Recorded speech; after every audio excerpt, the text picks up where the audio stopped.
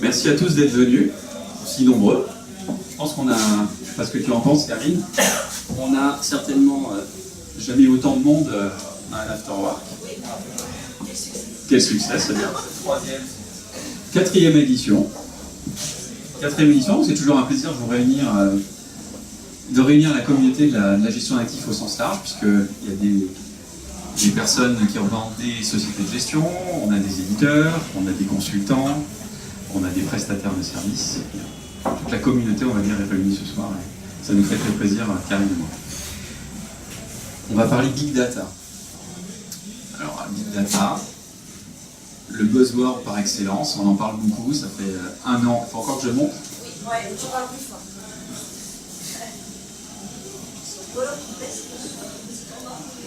C'est mieux?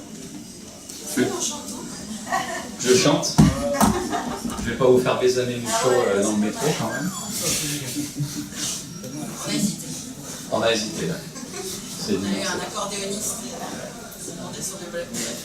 Donc, le Big Data, on en parle beaucoup, ça fait globalement un an qu'on parle que de ça. Ça fait globalement 6 mois qu'on parle de FinTech. C'est vrai qu'avant on n'en parlait pas trop.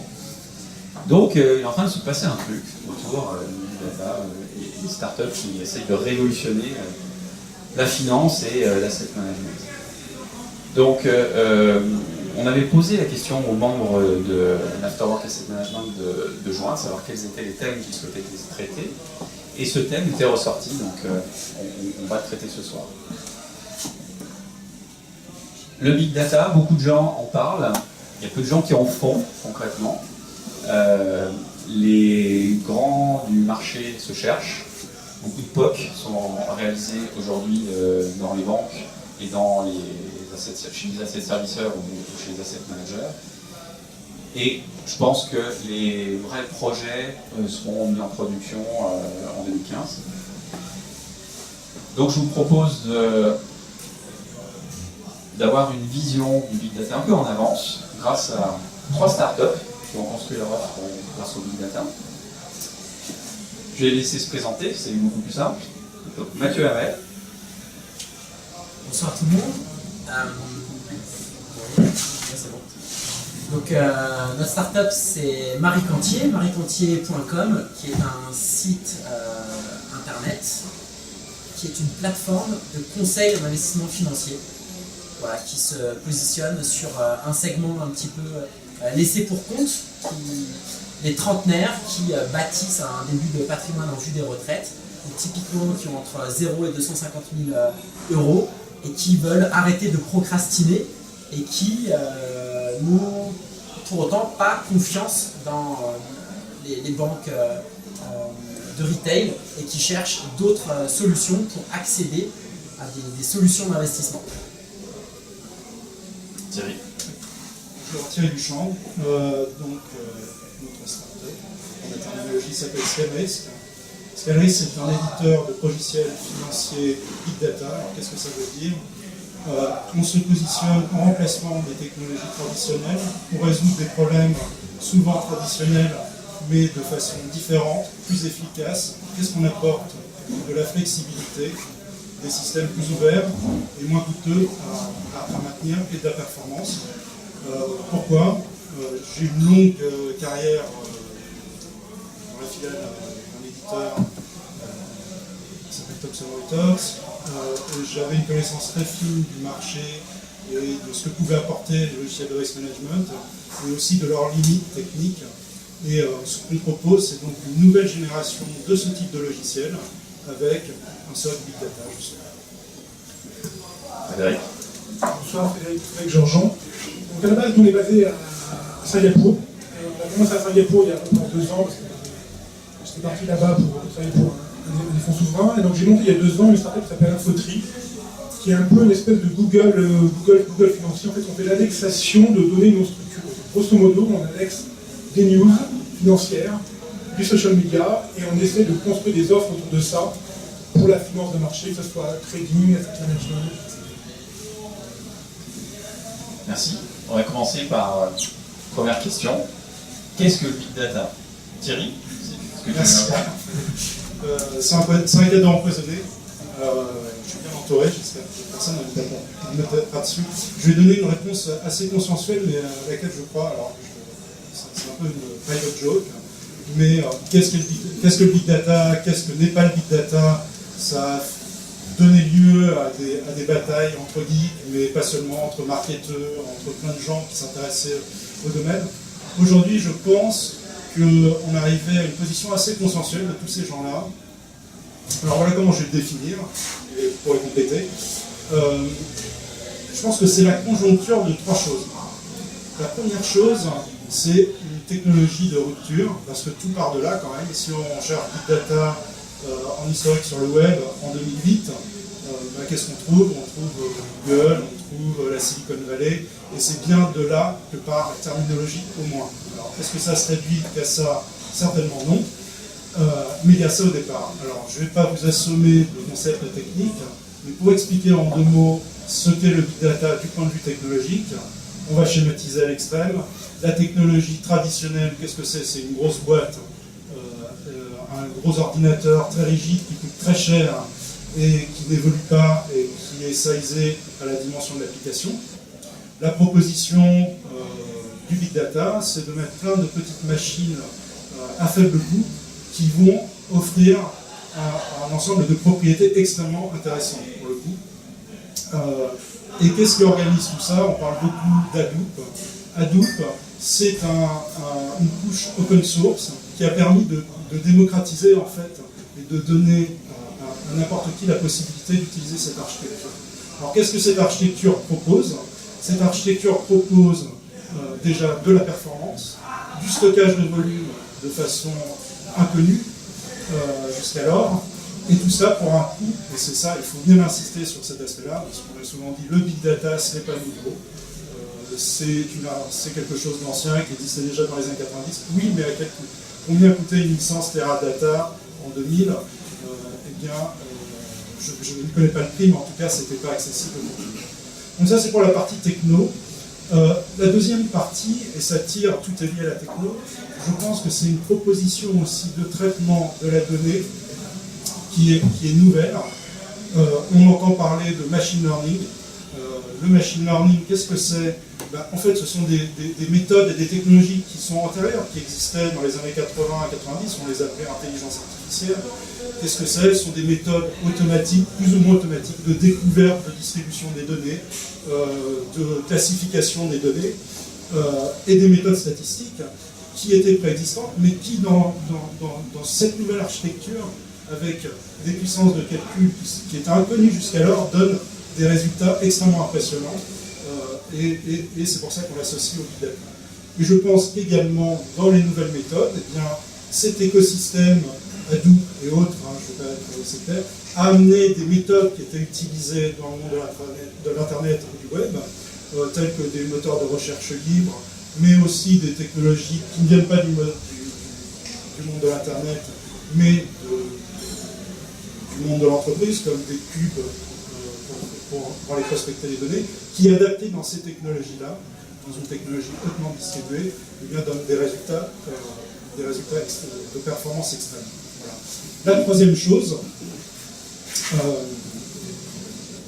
c'est tout simplement l'idée, et c'était aussi, ça fait beaucoup partie du buzz, que la donnée peut avoir une valeur intrinsèque, elle peut être monétisée. Alors ça, c'est la vision Facebook, mais quand on transpose cette idée-là dans le monde de l'entreprise, eh bien, ça veut dire qu'on a un coût de stockage de la donnée qui fait qu'on peut s'abstenir de se poser la question de la conservation ou non de la donnée.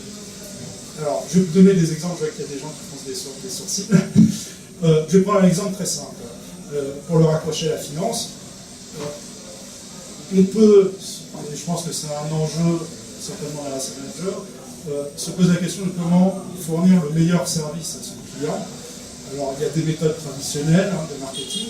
La méthode qui va être proposée, c'est par exemple de lui offrir un portail web. Et sur ce portail web, de façon volontaire, en fait, votre client va se connecter et fournir un certain nombre d'informations.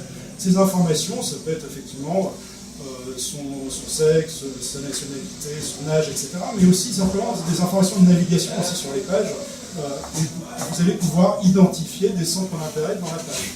Donc ça fournit énormément de données. Vous pouvez enregistrer l'ensemble de ces données-là sans vous poser la question de l'utilisation ultérieure que vous allez en faire parce que le coût de stockage est très faible. La deuxième chose, pour des données transactionnelles, en fait, on peut garder des données historiques beaucoup plus profondes et les exploiter. Donc ça peut être un frein à l'utilisation. Donc pour moi, le big data, c'est le phénomène conjoint de la technologie, des nouvelles méthodes associées et l'efficacité que la technologie procure à ces méthodes, et enfin de l'exploitation intensive de la donnée. Je ne sais pas si vous êtes d'accord avec cette définition. Tout à fait d'accord. Je vais essayer de le dire autrement, plus simple, peut-être, parce que moi je suis pas technique, donc c'est de la manière dont moi j'ai compris le big data. Il y a deux gros acteurs, parce qu'on passe du SQL au NoSQL, et il y a deux gros acteurs, il y a MongoDB et Elasticsearch. Et les deux créateurs de ces deux boîtes ont chacun une définition du big data qui est assez intéressante. Le premier, c'est celui d'Elasticsearch qui dit le big data, c'est tout ce qui fait cracher Excel. Donc, le big data commence là où Excel arrête. Le deuxième, MongoDB, il dit le big data, c'est pour toutes les problématiques où vous pouvez loader de la data, sauvegarder de la data, et vous verrez après ce que vous en ferez. Donc c'est exactement et nous, en fait, on utilise le big data dans ces deux choses-là pour Marie Cantier, pour faire cracher Excel, quand on veut calculer des dividendes pour nos ETF. Et on veut le faire en temps réel. Donc on est connecté à toutes les options en fait, qui concernent notre univers de titres. On a 3000 titres qu'on suit, ça fait plus de 300 000 options. On est et on veut en extraire donc des dividendes et des volatilités implicites. Ça fait donc du calcul algorithmique en temps réel sur des centaines de milliers de titres. Ça fait cracher Excel. On a besoin d'une architecture qui fait ça correctement. Deuxième utilisation qui ferait crasher Excel, c'est on veut faire des crash tests. Et des crash tests déportés sur tablette, sur smartphone. On veut pouvoir, ce que fait la Banque Centrale Européenne, on veut le faire, voilà, des stress tests, on veut le faire au niveau des portefeuilles individuels. Donc 10, 15, 20 titres. Pour pouvoir le faire, il y a besoin non seulement d'imaginer toutes les combinaisons possibles, sur notre univers d'indices qui est autour de 310, on a donc une infinité de combinaisons de portefeuilles et une infinité de maximum drawdown, de volatilité ou de chemins parcourus qui permettent de caractériser le risque. Et donc pour pouvoir faire ça, on est obligé d'utiliser du calcul de haute performance. On travaille avec Jussieu sur cette partie-là, avec l'ICS, Institut de calcul et de la simulation, mais on est obligé d'intégrer dans l'algorithme de calcul de haute performance une dimension d'infrastructure big data, pour pouvoir, pendant le calcul, loader des données en masse. Ensuite, lorsqu'on load des données sans savoir ce qu'on va en faire plus tard, on utilise encore une fois pour du machine learning, pour de l'intelligence artificielle, pour identifier les conditions de marché. Donc de la même manière, on récupère toutes les données macroéconomiques et financières. Et ensuite, on fait tourner des algos de machine learning pour pouvoir identifier les fondamentaux de l'économie. Et la dernière façon, c'est exactement aussi ce que tu décrivais, c'est que sur notre landing, on offre énormément d'outils d'aide à la décision, calcul de retraite, calcul d'impôt, comparaison de coûts immobiliers, assurance vie unité de compte, compte titre. Ça nous fait de la donnée en temps réel qu'on stocke, qui nous permet ensuite d'adresser un discours précis à notre internaute pour lui dire, bon bah voilà, nous ce qu'on te propose,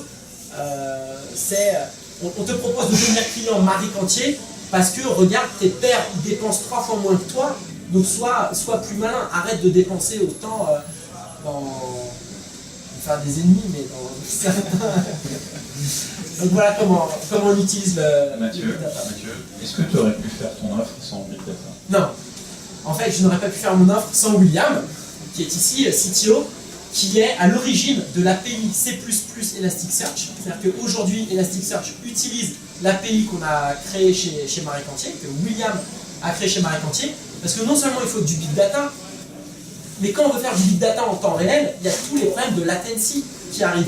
Donc il est hors de question même d'utiliser du Python. Il n'y a que la Formule 1 qui marche, il n'y a que C++. Donc c'était inenvisageable de faire l'offre Marie Cantier sans Elasticsearch, sans C++, et ensuite pour les autres services, Python. Mais tout est lié maintenant. Python est ce qui est en train de mettre les banques d'investissement par terre. Il n'y a plus besoin de personne avec Python. Les limites quand même, parce que tu dis que du bien, hein. Est-ce que tu as vu des limites? C'est le coût, c'est à un moment donné, effectivement, si on veut loader des terras et des terras, il y a de quoi faire. On pourrait très bien aller acheter des cookies de n'importe qui, de Mille Merci, faire... en ce moment, il y a beaucoup de comptes qui quittent les hedge funds. CFM utilise les mêmes qualifications que Havas, Criteo. Pourquoi ils font le fameux RTB, le Real-Time Bidding, pour acheter les bannières publicitaires. Et c'est la course à l'information dans les cookies des sites. Et on pourrait tous le faire. On aurait tous intérêt à avoir accès à toute l'information de tous les cookies partout. Donc à un moment donné, on est quand même obligé de mettre une barrière parce qu'autrement, on ferait des choses inutiles. Faut savoir se limiter, c'est ça que je veux dire. Qu'est-ce que tu dirais, William, sur les limites? Sur la limite, le coût a été divisé par un facteur qu'on a du mal à évaluer avec le big data, peut-être 100 ou 1000, mais il reste un coût. Donc on peut avoir on peut monter en échelle très facilement. Donc si vous avez merci. Pour très peu de clients, le big data ne ferait pas planter. Enfin, si vous ne faites pas planter Excel, vous n'avez pas besoin. De passer un certain nombre de clients, vous avez besoin du big data et les coûts étaient extrêmement réduits. Il reste un coût, il n'est pas nul, mais il est très faible. Et donc c'est ça la limite. Et c'est la dernière. Moi j'en vois pas.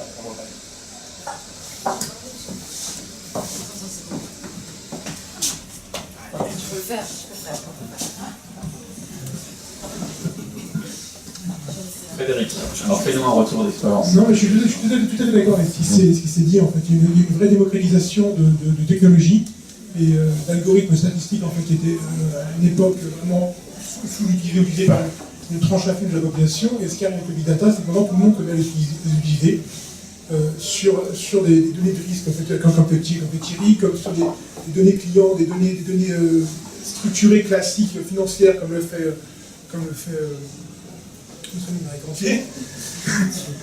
Mathieu, et comme je fais moi, mon approche effectivement est toujours un petit peu différente, parce que comme je disais, en fait on met un moteur d'indexation, on fait, les gens de Google à l'époque ils se disent qu'on fait Google ou ce qu'on fait hedge fund. Nous ce qu'on essaie de faire, c'est montrer qu'en indexant l'information, on stocke des millions et des millions d'articles, on arrive à avoir des outils maintenant pour le processer, et c'était pas possible avant. C'était pas possible avant, facilement, de traiter des dizaines et dizaines d'années de news ou dans des langages différents et de créer des produits en fait pour les hedge funds, pour les asset managers, pour les banques d'investissement parce que ça coûtait trop cher. On en revient là, ça coûtait trop cher, c'est pas possible. Voilà. Donc le big data permet ça. Maintenant, ce qui est vrai, c'est que c'est un buzzword. Les gens souvent, les offres sont peut-être pas toutes bien packagées. Donc les gens se cherchent un petit peu, ils disent oui, moi je fais du backtesting sur 5 ans ou 10 ans, je fais pas forcément du big data. Le big data c'est que pour le retail, c'est que pour les boîtes d'assurance qui va suivre CQ Sauver sur Facebook. Et c'est pas que ça en fait. On se rend compte que si on a des données antibiotiques sur 30 ans, ça fait quand même un max d'informations à analyser. Et quand on croise ça, effectivement, des données non structurées comme moi je produis, on arrive à avoir, enfin, il faut ces nouveaux algos, il faut ces nouvelles techniques, il faut ces structures informatiques pour pouvoir les traiter. Tu pourrais justement nous dire comment tu as implémenté le big data pour ta solution d'analyse sémantique? Alors, nous, encore une fois, ça peut être assez technique en termes de jargon, mais on utilise en fait MongoDB, donc il y a un outil de NoSQL pour stocker massivement l'information, l'autre outil que celui que Mathieu mentionnait. Et après, c'est beaucoup d'acquisitions web avec des technologies. On fait pas trop de C, C++. On fait du Perl, on fait du Python, comme Mathieu mentionnait. On fait beaucoup de R, en fait, qui a beaucoup de packages statistiques Big Data. On utilise plutôt des technologies C ou C#.NET sur la partie intégration front-end visuel. Les limites, est-ce que tu vois des limites au Big Data? Les limites, en fait, c'est trouver les use cases pertinents. Parce qu'on a plein d'informations et il y a plein de trucs qui servent à rien. Très concrètement, il y a plein de trucs en fait, qui pourraient servir, mais ça prend 3 plombes à packager en fait, des offres pour les clients. Et pour moi, ça c'est une limite. C'est arriver, quand on s'assoit sur un gros tas d'informations, comment on construit des offres qui sont pertinentes pour les clients finaux. Merci Frédéric pour ton retour. Thierry, alors peux-tu nous parler de ta solution et de comment tu l'utilises pour piloter les risques d'un établissement financier? Oui, alors notre offre diffère un peu technologiquement, je vais parler plus de ça. Nous, on se positionne vraiment en remplacement des technologies classiques, avec un énorme différenciateur, c'est qu'on assure la transactionnalité. Dans le cas de text mining, si vous voulez, beaucoup de technologies Big Data fonctionnent de cette façon-là. Si vous stockez des informations et qu'on vous garantit 99% du stockage de ces informations, ça peut être tout à fait satisfaisant. Dans le cadre de transactions financières, si vous devez produire un rapport dans la compliance et qu'il vous manque 10 trades de votre portefeuille, je pense que ça ne sera pas satisfaisant. Donc notre plateforme utilise des composants technologiques différents. Bon, je vais le nommer, c'est de l'importance, un composant qui s'appelle HBase, qui a cette garantie transactionnelle dans certaines limites.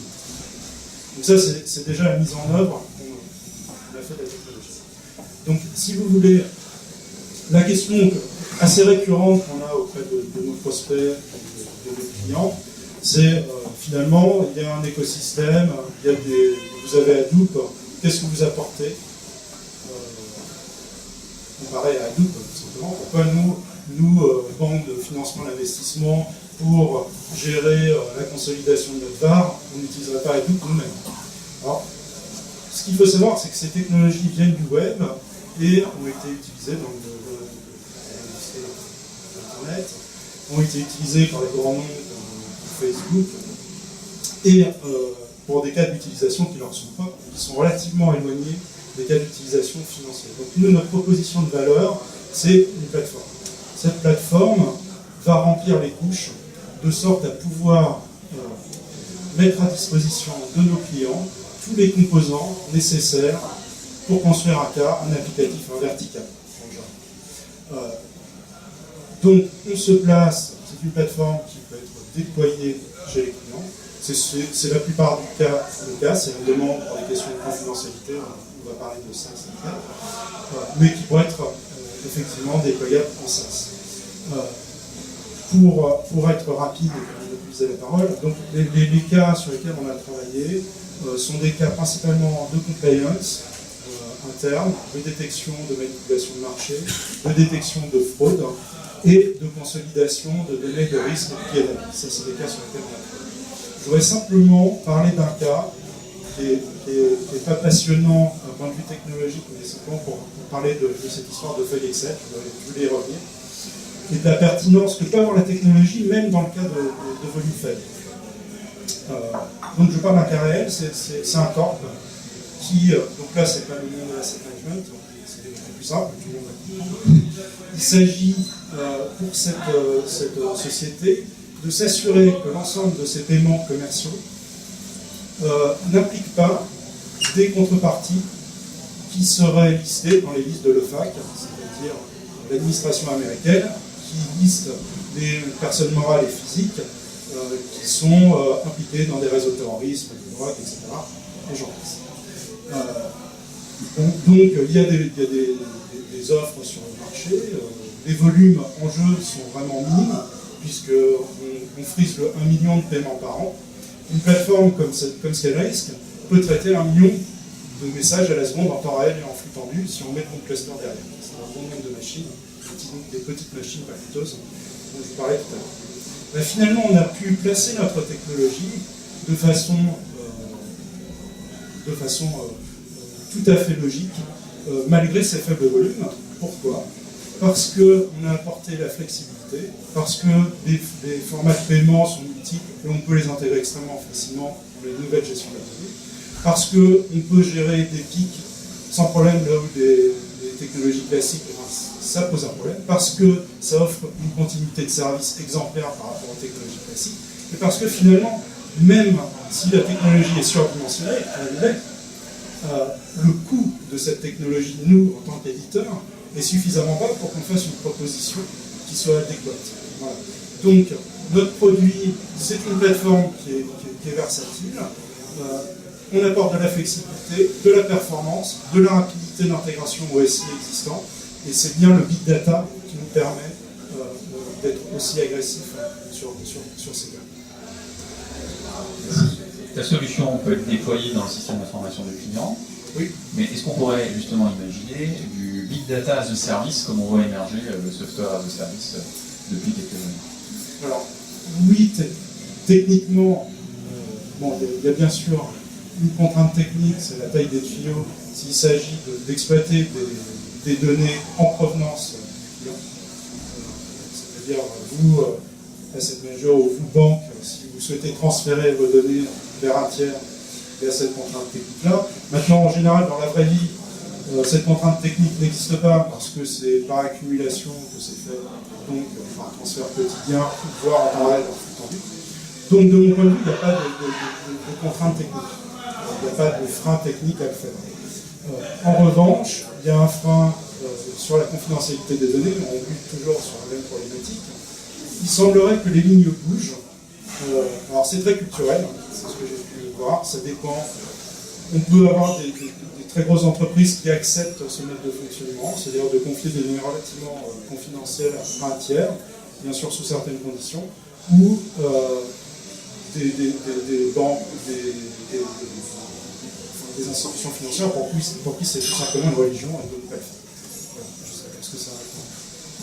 Je peux entendre que c'est possible. Techniquement, c'est possible. Pour moi, c'est pas une problématique. De confidentialité, de volumétrie transférée du système du client à tes systèmes hébergés. Voilà, juste pour compléter, je crois qu'effectivement, on en a pas parlé, la richesse qu'on obtient avec, dans ce type de contexte, c'est justement de croiser des données qui sont internes avec des données exogènes, clairement.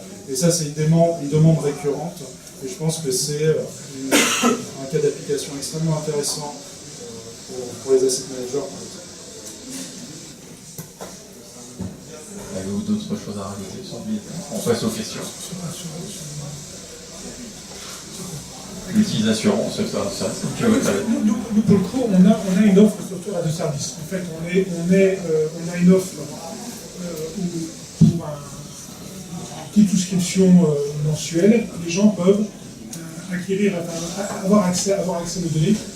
Et puis après, on décline. En fait, on va faire ça, si les gens veulent les API, parce qu'ils veulent consommer dans leurs algos ou dans leur système de données, c'est des choses que le software as a service, on saura faire. C'est vrai que par contre, si les gens veulent intégrer massivement de l'information, on est obligé de déployer sur. On peut essayer sur site.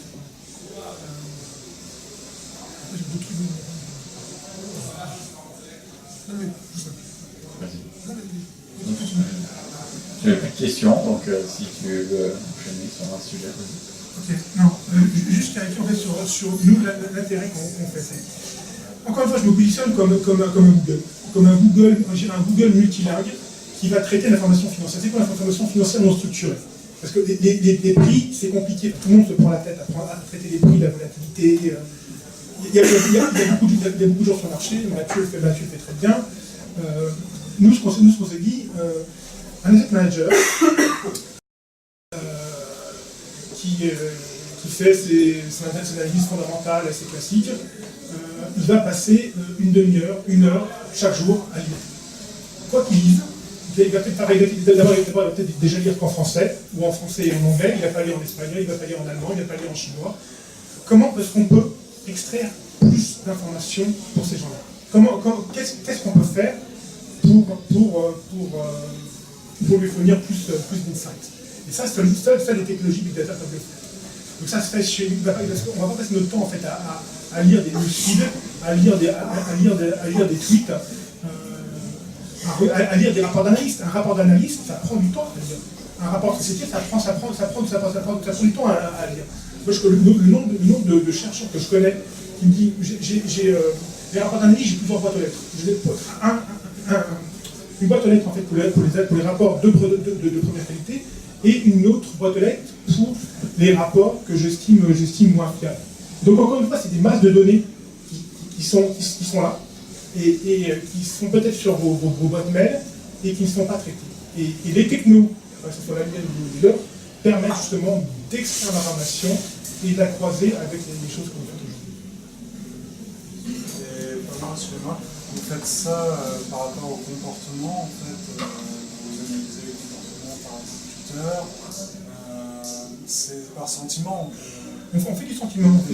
Alors, le sentiment, c'est des stats, en fait. Il y a deux approches, une approche statistique et une approche linguistique. Donc, les deux sont possibles. Statistique, on fait du comptage de mots positifs, négatifs autour d'un thème donné. Ça peut être une société, une personne, peu importe. Compter aussi le sentiment neutre. Voilà, c'est ça, c'est neutre. Et du coup, après, vous faites un résultat et vous communiquez aux gérants sur telle action, quel est le sentiment. C'est vraiment.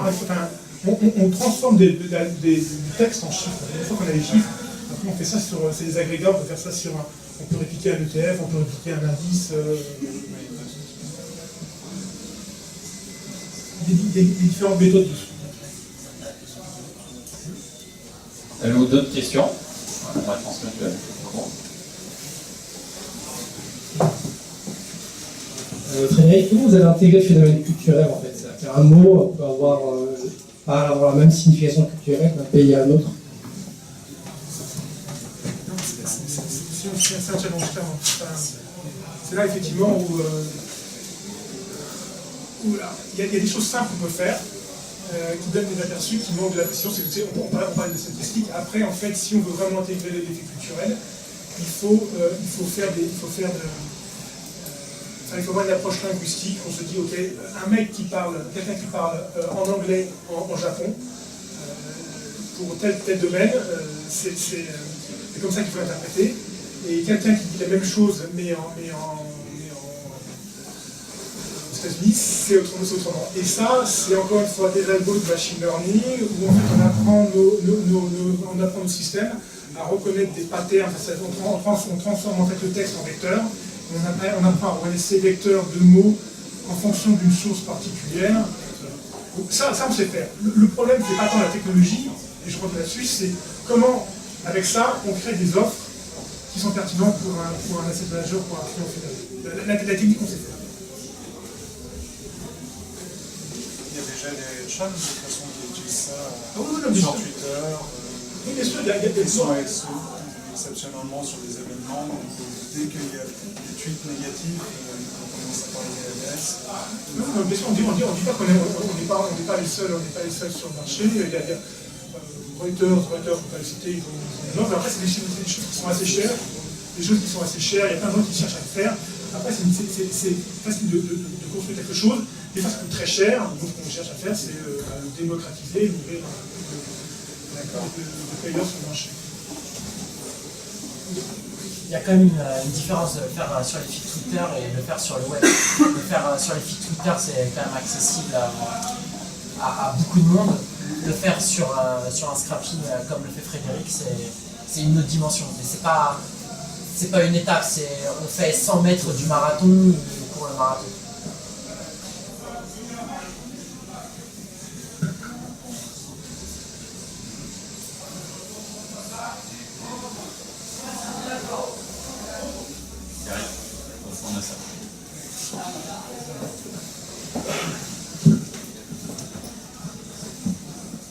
En fait, j'étais en train de réfléchir aux limites peut y avoir en qualification de la donnée, surtout qu'à partir du moment où ça commence à avoir de la valeur, on peut l'absorber.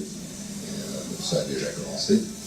Et la deuxième question associée, très proche, c'est justement qui est un bout dont on ne parlait pas tout à l'heure, qui est la qualification métier, qui me semble essentielle en dehors des qualités statistiques et informatiques des concepteurs de blocs de data.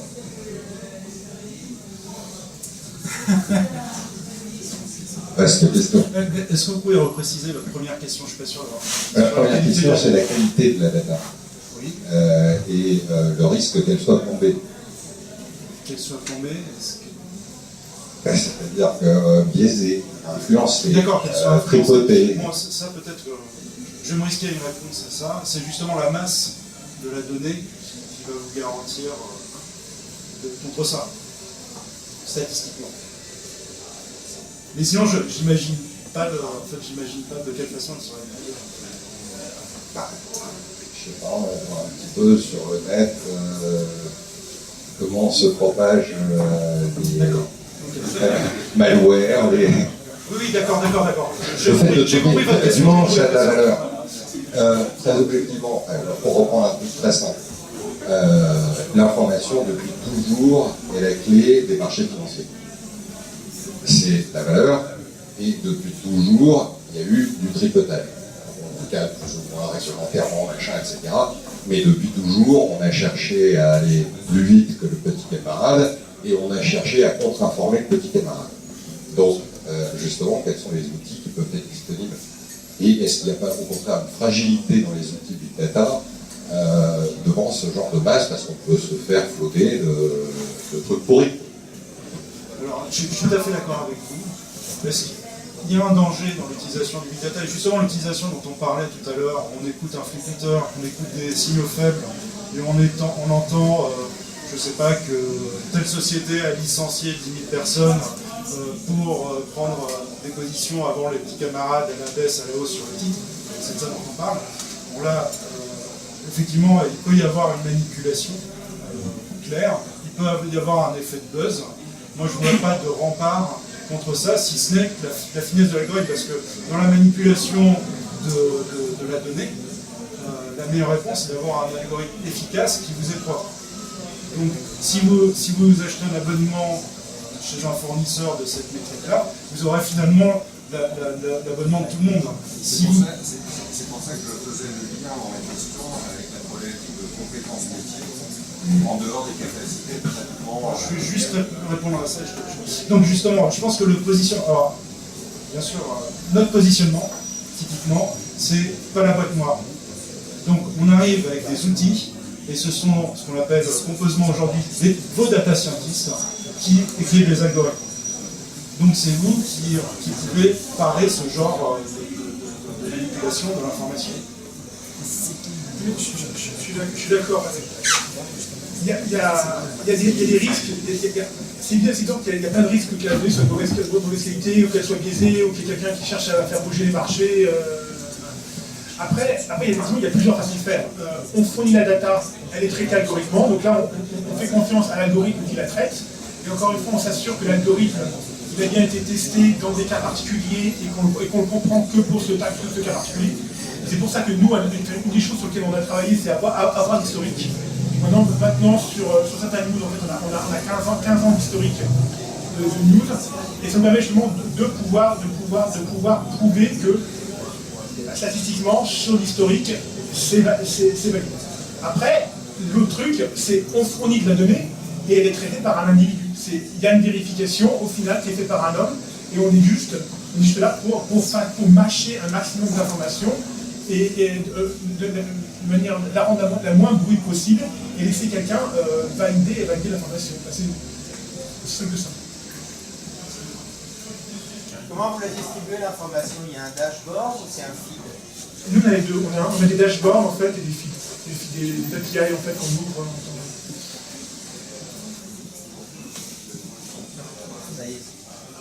D'autres questions?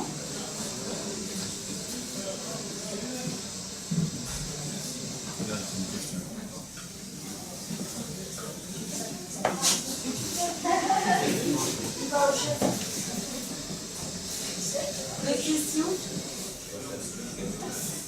Non.